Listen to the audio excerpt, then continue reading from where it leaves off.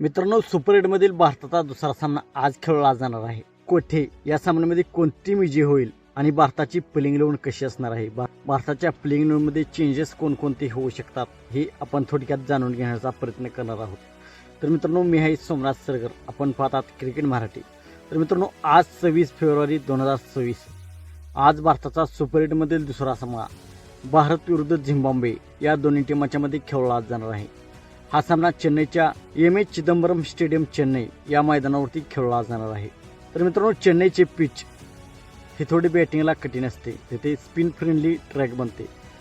तर 200-210 इतका स्कोर जर भारताने प्रथम बॅटिंग केलं तर बनू शकतो, आणि जर झिम्बाब्वेने प्रथम बॅटिंग केलं तर 140 ते 150 याच्या आसपास स्कोर होऊ शकतो.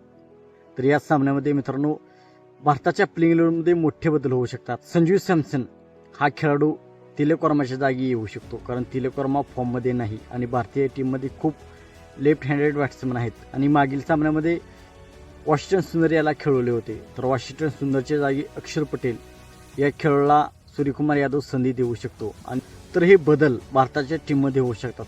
मित्रांनो, हा सामना भारताची टीम जिंकणार आहे हे तर सर्वांनाच माहीत आहे, आणि आपले प्रिडिक्शनही तेच असणार आहे. तर हा सामना भारताची टीम जिंकून आधी जो सामना होणार आहे त्यावर भारताची टीम कशी खेळते हे अवलंबून असणार आहे. मित्रांनो, आज 3 वाजता साऊथ आफ्रिका विरुद्ध वेस्ट इंडिज यांच्यामध्ये सामना होणार आहे.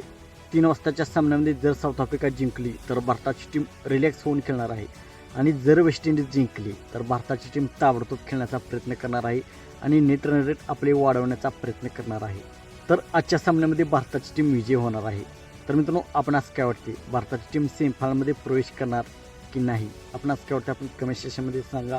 मित्रांनो, आपण चॅनलवरती नवीन असाल तर आमचा यूट्यूब चॅनल सबस्क्राईब करा.